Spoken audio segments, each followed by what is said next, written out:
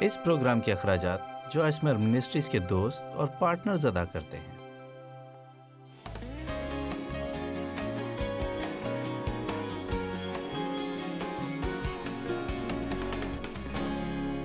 جی اب میں سمجھتی ہوں کہ بعض اوقات ہم خدا پر شک کرتے ہیں، لیکن میرا خیال ہے خدا پر شک کرنے سے کہیں زیادہ ہم خود پر شک کرتے ہیں۔ لہٰذا آج رات ہم خود پر شک کے بارے میں بہت سی بات کریں گے، اور اس سے میرا مطلب یہ ہے کہ ہم یہ تو شک نہیں کرتے کہ خدا یہ کر سکتا ہے یا نہیں، بلکہ یہ کہ کیا وہ میرے لیے ایسا کرے گا۔ مجھے اس میں شک نہیں کہ وہ آپ کے لیے نہیں کرے گا لیکن کیا وہ میرے لیے ایسا کرے گا۔ یعقوب کے خط کے پہلے باب کی ابتدا میں بائبل ہمیں سکھاتی ہے 5ویں آیت سے شروع کرتے ہوئے، وہ پہلے ہی ان مشکلات اور مصیبتوں اور آزمائشوں کا ذکر کر رہا ہے جن میں سے ہم گزرتے ہیں، لیکن بنیادی طور پر وہ یہ کہتا ہے کہ چاہے جانتے ہیں کہ حقدار نہ ہوتے ہوئے بھی جب آپ کسی بھی قسم کی مشکلات میں سے گزر رہے ہوتے ہیں تب بھی آپ خدا کے پاس جا سکتے ہیں اور دلیری سے مدد کرنے کو کہہ سکتے ہیں اور وہ آپ کی مدد کرے گا۔ مجھے ایمپلیفائڈ بائبل کے ترجمے میں یہ حوالہ بہت پسند ہے کہ بغیر ملامت اور غلطیاں نکالے، بالفاظ دیگر وہ یہ نہیں کہتا وہ میں تمہاری مدد نہیں کروں گا، تم چاہے کوئی بھی ہو میں تمہاری مدد تو کروں گا لیکن یاد دلاؤں کہ تم نے کیا کیا تھا۔ اسے ملامت کرنا کہتے ہیں، اور خدا ایسا نہیں کرتا ہے۔ آپ جانتے ہیں کہ کبھی کبھار بطور والدین ہم اکثر اسی طرح کرتے ہیں، جب بچے کسی مشکل میں پڑتے ہیں تو مدد کے لیے والدین کے پاس ہی آتے ہیں۔ خیر ٹھیک ہے، لیکن میں چاہتی ہوں کہ یہ نہ بھولو کہ تمہاری مدد کرتے ہوئے میں کس قدر نیکی کر رہی ہوں، کیونکہ تم میری مدد کے حقدار نہیں ہو۔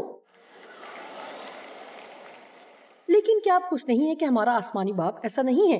وہ بغیر کسی ملامت اور پس و پیش کے ہماری مدد کرتا ہے، اور اس کا ہرگز یہ مطلب نہیں کہ وہ ہماری اصلاح نہیں کرتا، اس کا یہ مطلب بھی نہیں کہ وہ ہماری بے وقوفیوں اور حماقتوں کی درستگی نہیں کرتا۔ لیکن کبھی بھی جب آپ کسی مشکل میں ہو تو خدا آپ کی مدد کرے گا، بلکہ اس وقت بھی جب آپ نیک نہیں ہیں اور آپ اس کی مدد کے حقدار نہیں ہیں تب بھی آپ دلیری سے خدا کے تخت کے پاس جائیں اور خدا سے کہیں کہ آپ کے حالات میں مداخلت کرے اور آپ کی مدد کرے۔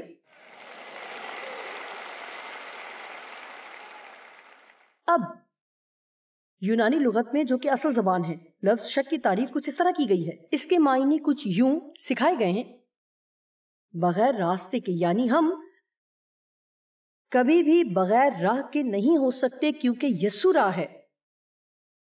لہٰذا جب آپ یہ اصطلاح سنتے ہیں کہ کوئی راستہ نہیں، کوئی بھی راستہ نہیں، کوئی راستہ ہے ہی نہیں، تو اس سے فائدہ ہی ہوگا، تو یہی وہ وقت ہے جب آپ اپنا منہ کھولیں اور کہیں یسوع راہ ہے۔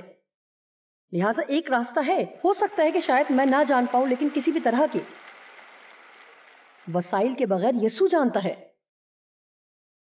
اور اسی تعریف کا دوسرا حصہ دیانت داری سے کہتی ہوں، مجھے اس کے بارے میں کچھ دیر سوچنا پڑا، در حقیقت بالآخر مجھے اس کے لیے دعا کرنی پڑی، اور میں نے صرف یہ کہا خدایا لفظ شک کی تعریف کا یہ دوسرا حصہ کیا ہے؟ اس کا دوسرا مطلب ہے شرمندہ ہونا۔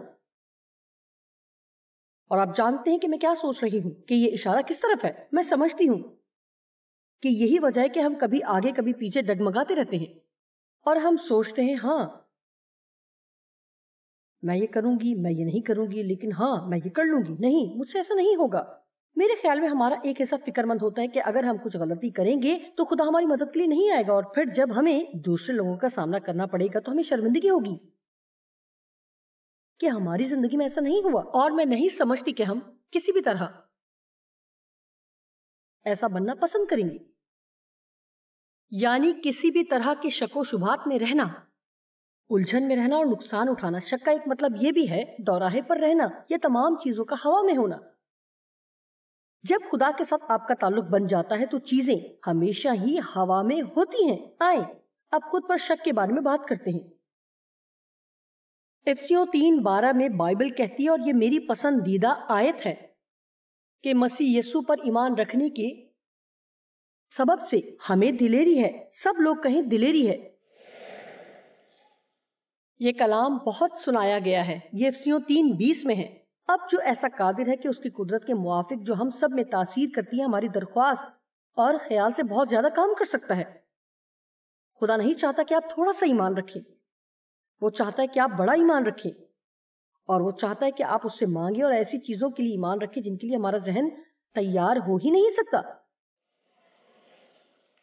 سنیں، میرا مطلب ہے کہ بہت سال پہلے ایک دن میں دعا کر رہی تھی، مجھے ایسا لگا کہ جو میں دعا میں مانگ رہی ہوں وہ خود مجھے بھی عجیب لگ رہی تھی، لیکن مجھے دلیری کرنا تھی اور میں نے دعا کی، خداوند میں تیری منت کرتی ہوں کہ ایسا وقت آئے جب تو مجھے توفیق دے کہ میں اس زمین پر موجود ہر شخص کی مدد کروں۔ آپ جانتے ہیں اگلی بات جو ابلیس نے مجھ سے کہی، تو اپنے آپ کو سمجھتی کیا ہے؟ تو کیا چیز ہے؟ اگر حقیقتاً آپ ایمان میں قدم اٹھاتے اور دلیری اور بہادری کا مظاہرہ کرتے ہیں تو دشمن فوراً آپ سے کہے گا کہ تم خود کو سمجھتے کیا ہو، اور پھر وہ آپ کو ہر غلط بات اور کام یاد دلانا شروع کرے گا جو آپ نے کیے ہیں۔ میں سمجھتی ہوں کہ ابھی تک ہم ساری دنیا تک نہیں پہنچ پائے، لیکن ہم آگے بڑھ رہے ہیں اور ترقی کر رہے ہیں۔ آمین۔ اور آپ جانتے ہیں کہ زیادہ کے لیے ایمان رکھ کے تھوڑا لینے کے بجائے میں کم کا ایمان رکھتے ہوئے زیادہ حاصل کروں گی، تو پھر کیوں نہ آگے بڑھیں اور دلیر ہوں۔ ہم بہادری، جرات اور دلیری سے کام لیتے ہوئے اعتماد اور بھروسے کے ساتھ مفت رسائی حاصل کریں۔ لکھا ہے خدا تک غیر مشروط رسائی۔ ایک دفعہ اسٹور میں ایک خاتون میرا انتظار کر رہی تھی، میں اس سے بات کرنے لگی اور مجھے معلوم ہوا کہ وہ مسیحی ہے۔ میں نے اسے چند سوالات پوچھے۔ آپ جانتے ہیں میرے خیال میں بعض اوقات گفتگو کے دوران بھی ہم لوگوں سے کچھ سوال پوچھتے اور بالکل بھی نہیں جانتے کہ پاک روح ہماری رہنمائی کر رہا ہے، کیونکہ جو سوالات میں نے اس سے پوچھے ان کے جواب میں اس نے مجھے جو کچھ بتایا اس کی وجہ سے میں اس کی مدد کر پائی، اور مجھے یقین ہے کہ میری مدد نے اس کی زندگی بدل دی۔ میں اس سے اسٹور کے متعلق پوچھ رہی تھی کہ کیا تم لوگ کمیشن پر کام کرتے ہو؟ اس نے کہا نہیں، ہم کمیشن پر کام نہیں کرتے، ہمیں تنخواہ ملتی ہے، ہمیں ایک ٹارگٹ دیا جاتا ہے اور ہمیں وہ ٹارگٹ پورا کرنا ہوتا ہے، اور اگر ایسا نہ ہو تو ہماری ملازمت بھی جا سکتی ہے۔ اس نے کہا آپ جانتی ہیں کہ جب زیادہ کسٹمر نہ آئے تو بہت مشکل ہو سکتی ہے۔ میں نے اس سے کہا کیا تم دعا کرتی ہو اور خدا سے منت کرتی ہو کہ وہ آپ کے لیے زیادہ کسٹمر بھیجے؟ کیا آپ خدا سے دعا کر کے کہتی ہیں کہ وہ اسٹور میں موجود لوگوں کی نظر میں حمایت دے، تاکہ چاہے وہ اس بات کو سمجھیں یا نہ سمجھیں وہ کیوں آپ کو ترجیح دیں، لیکن وہ کسی اور کے پاس جانے کے بجائے آپ کا انتظار کریں؟ اس خاتون نے میری طرف ایسے دیکھا جیسے ہرن گاڑی کی ہیڈ لائٹس کو دیکھتا ہے۔ وہ تقریباً 30 برس سے مسیحی تھی، لیکن وہ کسی ایسی کلیسے کا حصہ نہیں تھی جو اپنے ایمان میں دلیر اور زور آور بننا سکھاتی ہے۔ لہٰذا اس نے میری طرف دیکھا اور کہا کیا دعا میں اس طرح کی چیزیں مانگنا مناسب ہے؟ میں نے کہا جو کچھ چاہیں دعا میں مانگ سکتی ہیں، برا صرف یہ ہو سکتا ہے کہ وہ چیز آپ کو نہ ملے گی۔ آمین۔ اب دیکھیں، اگر مجھے اپنا ٹارگٹ پورا کرنے کے لیے کسٹمر کی ضرورت ہے، جو میں نے سیکھا اس کے مطابق، تو مجھے یہ بھی معلوم نہیں کہ میں خدا سے یہ نہیں کہہ سکتی کہ وہ میری حمایت کرے اور کسٹمر بھیجے۔ میں کیوں بیٹھی کسی اور کو وہ کسٹمر لینے دوں جبکہ میرا خدا پر ایمان ہے کہ وہ انہیں یہاں بھیجے؟ خدا میرے لیے اچھا کرے گا۔ کیا آپ میرے ساتھ ہیں؟ آپ نے دیکھا ہوگا کہ ہم ایسا نہیں کرتے۔ اگر ہم خود کو دیکھتے ہیں اور سوچتے ہیں کہ اپنی غلطیوں کی وجہ سے ہم خدا سے توقع کرنے کی جرات نہیں کر سکتے کہ وہ ہمارے لیے اس طرح کے کام کرے۔ کیا آپ میری بات سمجھ رہے ہیں؟ کیا آپ اس میں سے تھوڑا بہت سمجھ رہے ہیں؟ میرا مطلب اب سنیں۔ خیر، میں جانتی ہوں، اور سے سنیں، میں جانتی ہوں کہ ایمان کیا کچھ کر سکتا ہے، کیونکہ میں آپ کو بتا سکتی ہوں، اور میرا مطلب ہے ایمانداری سے۔ میں پورے دل سے یہ کہہ رہی ہوں کہ میں اپنے آپ کو کمتر نہیں بنا رہی، میں جو کچھ کر رہی ہوں میں وہ کرنے کی قابلیت نہیں رکھتی۔ میرا مطلب ہے میں اس لائق نہیں ہوں، اور بہت سے لوگ ہیں جو بڑی خوشی سے مجھے یہ بتاتے بھی ہیں، لیکن اصل بات یہ ہے کہ جو کچھ ہم ہیں، کیا خدا وہ نہیں؟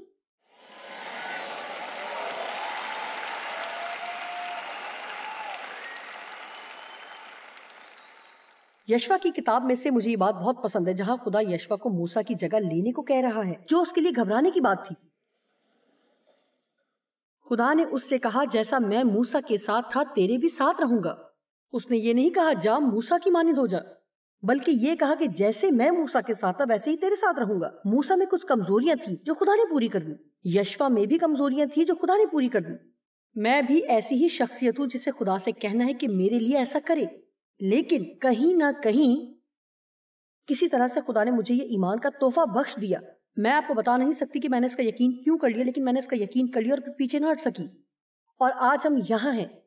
آمین۔ اپنے گھر کے ڈرائنگ روم کے فرش پر 5 سال تک 25 افراد کو تعلیم دینے سے یہاں تک پہنچنے کا اعزاز جہاں میں تعلیم دے رہی ہوں، میں آپ کی حوصلہ افزائی کرنا چاہتی ہوں کہ اپنی ذات پر شک کرنا بند کر دیں، کیونکہ خدا آپ کے لیے عظیم کام اس وجہ سے نہیں کرتا کہ آپ بہت عظیم ہیں، بلکہ وہ عظیم کام اس لیے کرتا ہے کیونکہ وہ خود عظیم ہے، اور ان سے اس کی عظمت کا اظہار ہوتا ہے جب وہ یہ سب کام ان لوگوں کے ذریعے کرتا ہے جنہیں دیکھ کر دنیا کہے ہاں یہ کام یقیناً خدا ہی کا ہو سکتا ہے، کیونکہ یقیناً ہم اسے جانتے ہیں۔ دیکھیں،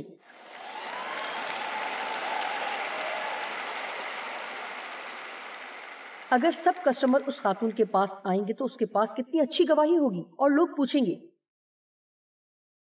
اچھا یہ سب کیسے ممکن ہوا، اور پھر اسے موقع ملے گا اور وہ کہے گی کہ میں نے دعا کی، اور آپ کو آزمانا چاہیے۔ ٹھیک ہے، یرمیہ ایک شخص تھا، موسیٰ اور وہ دونوں ہی۔ ابھی میرے پاس وقت نہیں ہے کہ ان کے بارے میں لمبی بات کروں، لیکن دونوں ہی خدا کی بجائے خود پر نظر کرتے تھے۔ یرمیہ 1:4 سے 8ویں آیت تک، تب خداوند کا کلام مجھ پر نازل ہوا اور اس نے فرمایا اس سے پیشتر کہ میں نے تجھے بطن میں خلق کیا، میں تجھے اپنے چنیدہ آلہ کے طور پر جانتا تھا۔ اس سے پہلے کہ وہ اپنی ماں کے بطن میں خلق ہوتا، خدا نے زمانوں کے دوران پہلے ہی سے دیکھ لیا تھا۔ اس نے کہا میں تجھے جانتا تھا، اور میں آپ کو بتانا چاہتی ہوں کہ خدا کہتا ہے کہ وہ آپ کو جانتا ہے، اور میں یہ بھی کہوں گی کہ جس طرح سے وہ آپ کو جانتا ہے اس طرح کوئی اور آپ کو نہیں جانتا۔ زبور میں لکھا ہے کہ میری زبان پر کوئی ایسی بات نہیں جسے تو اے خداوند پورے طور پر نہ جانتا ہو۔ خدا پہلے ہی سے جانتا ہے، ہر وہ برا کام جو میں نے اپنی بقیہ زندگی میں کرنا ہے وہ اسے جانتا ہے، اور پھر بھی وہ مجھے استعمال کر رہا ہے۔ وہ ہر نکمی چیز سے واقف ہے۔ آپ جانتے ہیں کہ خدا سے کاملیت کا وعدہ کرنے کا کوئی فائدہ نہیں۔ صبح اٹھ کر بستر پر لیٹے لیٹے ہی میں مقدس دنوں کے لیے ساری منصوبہ بندی کیا کرتی تھی۔ یہ اسی وقت تک رہتا جب تک میں پاؤں فرش پر نہ رکھتی، جیسے ہی رکھتی کوئی اور انسان نمودار ہو جاتا۔ آپ جانتے ہیں جب میرے ارد گرد کوئی شخص نہ ہو تو میں بہت اچھی ہوتی ہوں، لیکن جیسے ہی لوگ آتے ہیں تو یہ مشکل ہو جاتا ہے۔ بتائیں کیا آپ سمجھ رہے ہیں؟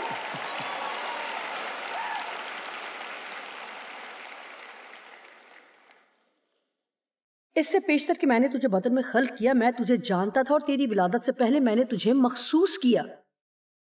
اس بات نے مجھے یہاں روک دیا ہے، آپ بھی کسی چیز کے لیے مخصوص ہیں، اور قوموں کے لیے تجھے نبی ٹھہرایا۔ اور پہلی بات پر تو یرمیہ نے کہا ہائے خداوند خدا، دیکھ میں بول نہیں سکتا کیونکہ میں تو بچہ ہوں،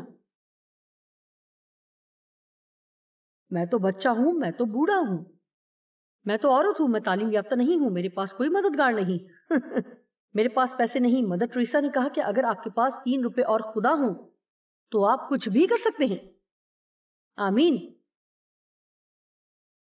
لیکن خداوند نے مجھ سے فرمایا 7ویں آیت، یوں نہ کہہ کہ میں بچہ ہوں۔ ہو سکتا ہے آج رات خدا آپ سے کچھ کہنا چاہتا ہے، آپ کو وہ کام نہیں کرنا جو آپ پہلے کرتے رہے ہیں، اور سب سے بری بات جو ہم سب کرتے ہیں، اور وہ ہے اپنے ہی منہ سے اپنے بارے میں بری باتیں نکالنا۔ میرا مطلب ہے کہ آپ لوگوں کو اپنے متعلق بات کرنے سے نہیں روک سکتے، لیکن آپ خود کو اپنے خلاف بولنے سے روک سکتے ہیں۔ آمین۔ یوں نہ کہہ کہ میں بچہ ہوں، کیونکہ جس کسی کے پاس میں تجھے بھیجوں گا تو جائے گا، اور جو کچھ میں تجھے فرماؤں گا تو کہے گا۔ 8ویں آیت، تو ان کے چہروں کو دیکھ کر نہ ڈر۔ واو! ہم لوگوں کی سوچ اور اس بات سے کہ وہ کیا کہیں گے اور کیا کریں گے بہت پریشان ہو جاتے ہیں۔ کہ آپ جانتے ہیں کہ وہ کسی نہ کسی کے بارے میں ضرور کوئی نہ کوئی بات کریں گے۔ اگر انہیں کوئی نہ ملا تو کم از کم آپ کے بارے میں بات کریں گے۔ مجھے 19ویں آیت بہت پسند ہے، اور وہ تجھ سے لڑیں گے لیکن تجھ پر غالب نہ آئیں گے، کیونکہ خداوند فرماتا ہے میں تجھے چھڑانے کو تیرے ساتھ ہوں۔ سنیے، وہ آپ کے خلاف جنگ لڑیں گے۔ ہم یہ نہیں کہہ سکتے کہ لڑائی نہیں ہوگی، کیونکہ جنگ تو ہوگی، اور آپ کو ایمان کی اچھی کشتی لڑنی ہے۔ آپ میں سے کچھ لوگ اس وقت بھی اپنی زندگی میں جنگ میں ہیں، لیکن آپ غالب آئیں گے، آپ ضرور غالب آئیں گے۔ اگر آپ یہ کہتے رہیں گے کہ میری خاطر خدا ضرور آئے گا، خدا کام کر رہا ہے، وہ جھوٹ نہیں بولتا، وہ جو کہتا ہے وہ کرتا ہے اور وہ کرے گا۔ شاید آپ کی ایمان کا بھی امتحان ہو، لیکن ہر ایک کو اسے پاس کرنا ہے تاکہ دوبارہ اس کا سامنا نہ کرنا پڑے۔ خدا کے اسکول سے متعلق ایک بڑی دلچسپ بات ہے کہ آپ کبھی ناکام نہیں ہوتے، آپ بار بار بار بار بار بار ایک ہی امتحان میں سے گزرتے ہیں جب تک کہ آپ کامیاب نہیں ہو جاتے۔ شاید آپ اسی پہاڑ کے گرد چکر کاٹ رہے ہیں جس کے گرد آپ 500 مرتبہ چکر کاٹ چکے ہیں۔ شاید اب وقت ہے کہ آپ اس پر چڑھ کر اسے پار کریں اور اسے ختم کریں۔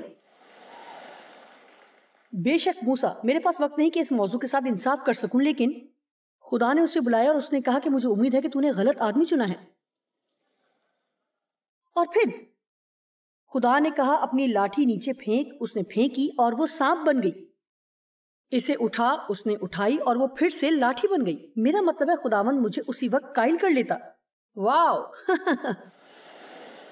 پھر اس نے کہا اپنا ہاتھ سینے پر رکھ کر ڈھانک لیا، اور اس نے کیا اور باہر نکالا تو وہ کوڑ سے بھرا ہوا تھا۔ اور خدا نے کہا اسے واپس رکھ کر ڈھانک لیا، اور اس نے ایسا کر کے باہر نکالا اور وہ بالکل ٹھیک ہو گیا۔ اور پھر خدا نے کہا کہ یہ نشان فرعون کو دکھانا، اور اگر وہ نہ مانے تو دریائے نیل پر لعنت کرنا اور اس کے پانی کو خون بنا دینا۔ اور وہ ان تمام معجزوں کو دیکھ رہا تھا تو بھی وہ واپس خدا کے پاس جاتا اور کہتا ہے خدایا تو نے غلط آدمی چن لیا ہے، میں بولنے میں فصیح نہیں ہوں، میں درست انتخاب نہیں ہوں۔ صرف آپ کو بتانے کے لیے پھر خدا بھی آپ سے آپ کے انداز میں ملتا ہے۔ مجھے نہیں معلوم اس نے موسیٰ کے ساتھ ایسا کیوں کیا، لیکن آخر وہ اس کے بہانوں سے تنگ آ گیا اور کہا ٹھیک ہے، اگر تو سمجھتا ہے کہ تو بول نہیں سکتا تو میں تجھے ہارون دیتا ہوں، تو اس سے کہنا وہ تیری جگہ بولے گا۔ خدا آپ سے آپ کے انداز میں ملے گا۔ دیکھیں آپ کبھی بھی وہ کام کرنے سے نہیں بھاگ سکتے جو خدا چاہتا ہے کہ آپ کریں، اور پھر پرسکون نہیں رہ سکتے۔ بالآخر آپ کو وہی کرنا پڑتا ہے اور اسے تکمیل تک پہنچانا پڑتا ہے۔ آمین۔ اب اس سے پہلے کہ ہم ختم کریں میں 1 منٹ کے لیے آپ سے بات کرنا چاہوں گی۔ شک کا ایک قریبی رشتہ دار ہے کام کی تاخیر۔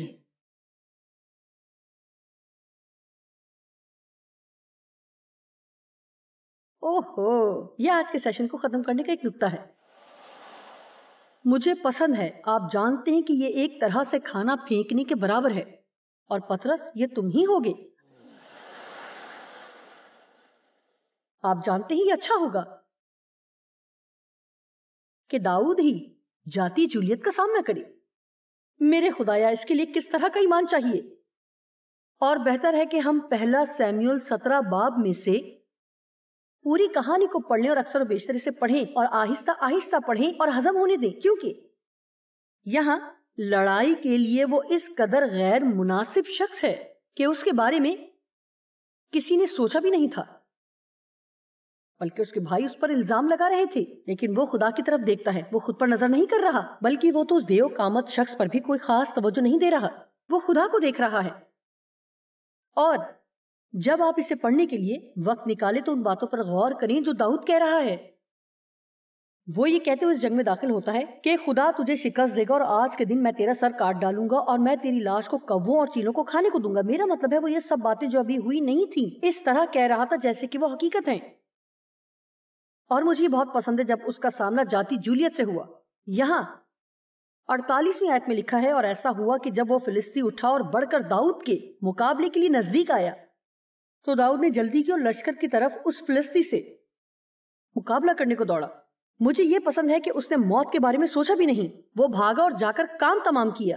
اور میں آپ کو بتاتی ہوں کہ بعض اوقات ہمیں تجزیہ کرنے کے دورے پڑنے لگتے ہیں، یعنی ہم اتنی دیر تک اسے حل کرنے کی کوشش کرتے رہتے ہیں کہ یہ کہہ اٹھتے ہیں خداوند تو نے کیا کہا، تو کیا چاہتا ہے کہ میں کروں، ہم تو سوچ بھی نہیں سکتے۔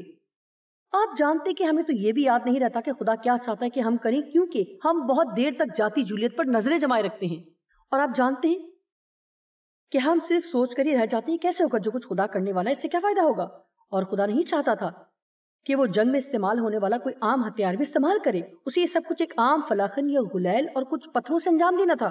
میرا مطلب ہے اگر آپ واقعی وقت نکال کر بائبل کے ان واقعات پر غور کریں تو آپ کو احساس ہوگا کہ یہ محض کہانیاں نہیں ہیں، اور نہ ہی یہ خود سے بنائی ہوئی کہانیاں ہیں، بلکہ یہ حقیقی لوگ ہیں جو سچ مچ میں تھے اور حقیقی طور سے خدا پر ایمان رکھتے تھے۔ غالباً ان کے اندر بھی شک پیدا ہوا اور چیزیں ان کے بھی خلاف تھیں، اور انہوں نے حالات پر نظر کی اور ان سے آگے بڑھ گئے، اور یقیناً وہ آج جو ہم ہیں اس سے کچھ زیادہ مختلف نہیں تھے۔ آپ جانتے ہیں آپ بائبل میں سے شک کرنے والوں کو دیکھ سکتے ہیں، اور ان کو بھی جنہوں نے خدا کی نافرمانی کی اور وہ صرف چند ایک صفحات پر ہیں اور پھر وہ غائب ہو جاتے ہیں۔ میں ان میں سے ایک بننا چاہتی ہوں جو کتاب کے آخر تک ہوتے ہیں. آمین. میں ان میں سے ایک بننا چاہتی ہوں جنہوں نے دوڑ ختم کی اور تکمیل کر کے مضبوطی سے قائم رہنے کا اجر خدا سے حاصل کیا. میں آپ کو کچھ بتانا چاہتی ہوں. بعض اوقات خدا کے ساتھ جڑے رہنا مشکل ہو جاتا ہے، لیکن جب آپ ہمت نہیں ہارتے، لیکن واو، جب آپ کوشش کرنا نہیں چھوڑتے، تب وہ آپ کے لیے آسمان کھول دے گا. اس وقت آپ بے انتہا شادمان ہوں گے. داؤد دوڑتا ہوا میدان جنگ کی طرف گیا. ایک اور عظیم مثال ہے کہ جب وہ 12 جاسوس ہیں جو موعودہ سرزمین میں گئے اور جب اپنے خیموں میں واپس آئے تو کیا جانتے ہیں وہاں تو بہت قد آور لوگ رہتے ہیں. وہ دیو کامد ہیں، وہ جبار کی نسل سے ہیں. میرا مطلب ہے وہ اپنے ساتھ وہاں کے پھل لائے جو بے حد بڑے سائز کے تھے، اور انگور کے ایک گچھے کو اٹھانے کے لیے انہیں لکڑی کے ایک ڈنڈے پر لٹکا کر لانے کی ضرورت پڑی. آپ سوچتے ہوں گے کہ وہ اس سے متاثر ہوئے ہوں گے. ایسا کیوں ہے کہ ہم خدا کی بجائے اپنے شکوک اور اپنے آپ میں غلط نظر آنے والی چیزوں سے زیادہ متاثر ہوتے ہیں؟ خیر، انہوں نے کہا یہ پھل تو اچھا ہے، لیکن خدایا یہ دیو کامت لوگ، ہم اس قابل نہیں. انہوں نے کہا کہ ہم اس قابل نہیں کہ ان کی زمین پر قبضہ کر لیں. اور دیکھیں یشوا اور کالب نے کیا کیا. تب کالب نے موسیٰ کے سامنے لوگوں کو چپ کرایا اور کہا کہ چلو ہم ایک دم جا کر اس پر قبضہ کر لیں، کیونکہ ہم اس قابل ہیں کہ اس پر تصرف کر لیں. یہاں ایک بار پھر انہوں نے کوئی وقت ضائع نہیں کیا کہ وہاں کھڑے ہو کر ان دیو کامت لوگوں پر غور کرتے رہیں. آئیں آگے بڑھے اور وہ کام کرتے رہیں جو خدا چاہتا ہے کہ ہم کریں. آمین. اپنی خدمت کے اوائل دنوں میں مجھے بہت دفعہ ایسا کرنا پڑا، اور میں ابھی بھی مختلف اوقات پر ایسا ہی کرتی ہوں. آج بھی مجھے اپنی آنکھیں بند کر کے مجھے یقین کرنا پڑتا ہے کہ جب میں وہاں پہنچوں گی تو خدا مجھ پر ظاہر کرے گا. میں آپ کو کچھ بتاتی ہوں، جب تک آپ کچھ خطرے مول نہیں لیتے، آپ کبھی بھی کچھ نہیں کر سکتے. آپ کبھی بھی کچھ نہیں کر سکتے اگر آپ دلیری سے قدم نہیں اٹھاتے. میں ہمیشہ کہتی ہوں کہ قدم بڑھائیں اور دیکھیں. اگر پتہ چلتا ہے کہ غلط قدم اٹھایا ہے تو پھر واپس آ جائیں. دنیا ختم نہیں ہو جائے گی. اب ایک آخری مثال. ابراہم، تو اپنے وطن اور اپنے ناطے داروں کے بیچ سے اور اپنے باپ کے گھر سے نکل کر اس ملک میں جا جو میں تجھے دکھاؤں گا. میں ہوتی تو کہتی تو مجھے دکھاؤ اور میں جاؤں گی. آپ میں سے کچھ اس جگہ پر ہیں جو سمجھتے ہیں کہ خدا نے ان کی زندگی میں کسی چیز پر کام ختم کر دیا ہے، لیکن ابھی آپ کو اگلا قدم نظر نہیں آ رہا. دیکھیں یہاں ایک قبول کرنے والا موجود ہے، لہذا آپ جانتے ہیں کہ ہم سب کیسے ہیں. چونکہ ہم نے اسے پکڑا ہی نہیں، لہذا اسے چھوڑنا بھی نہیں چاہتے، کیونکہ ہم اکثر وہ چیز ہاتھ میں رکھنا پسند کرتے ہیں جو پوری نہیں ہے. جو کچھ ابھی ہمیں ملا نہیں اور ہمیں خوش بھی نہیں کرتا، بجائے اس کے جو کچھ میرے پاس ہے، کیا یہ بہتر نہیں کہ اسی کو پکڑے رہوں؟ مجھے یہ پسند ہے. میرے خیال میں یہی ایمان ہے. جو کچھ خدا آپ کے لیے کرنے جا رہا ہے، ایمان آپ کو اس کا تفصیلی خاکہ نہیں دیتا. ایمان کہتا ہے جانے دو اور آگے بڑھو اور خدا پر بھروسہ کرو کہ وہ کچھ ایسا کرے گا جو آپ کو خوشگوار حیرت دے گا اور آپ کا منہ کھلے کا کھلا رہ جائے گا. بائبل صرف یہ بتاتی ہے کہ ابراہم نے وہ جگہ چھوڑ دی اور چل پڑا، اگرچہ وہ نہیں جانتا تھا کہ وہ کہاں جا رہا ہے. اور عبرانیوں 11 کہتی کہ اس نے اپنے ذہن کو اس بارے میں سوچ میں ڈالا ہی نہیں کہ وہ کہاں جا رہا ہے. مجھے بالکل سمجھ نہیں آیا کہ یہ سب کچھ کیسے ہوا. میرا اندازہ ہے کہ وہ بس ایسے تھا.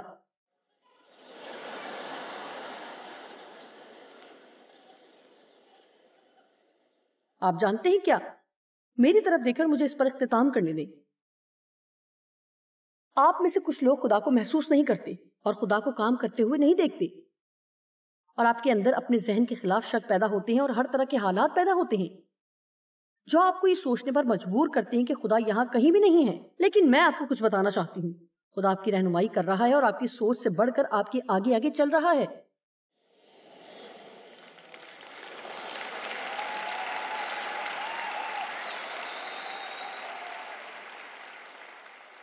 اور میں آپ سے وعدہ کر سکتی ہوں کہ میں آپ سے یہ نہیں کہوں گی کہ آپ جو چاہتے ہیں وہ آپ کو مل جائے گا، کیونکہ لوگوں سے ایسا وعدہ کرنا بے وقوفی ہے، کیونکہ ہو سکتا ہے کہ جو آپ چاہتے ہیں وہ خدا کی مرضی نہ ہو. لیکن میں آپ کو یہ ضرور بتاؤں گی کہ آپ اس جگہ پہنچ جائیں گے جہاں آپ کو ہونا چاہیے،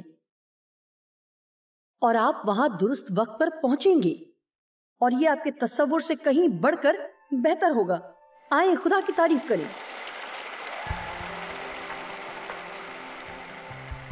ہم ہمیشہ شک سے بھاگ نہیں سکتے کیونکہ یہ ہم میں سرایت کرنے کی کوشش کرے گا، لیکن ہمیں اپنے شکوک پر شک کرنا اور اپنے ایمان کی پرورش کرنا سیکھنا ہے.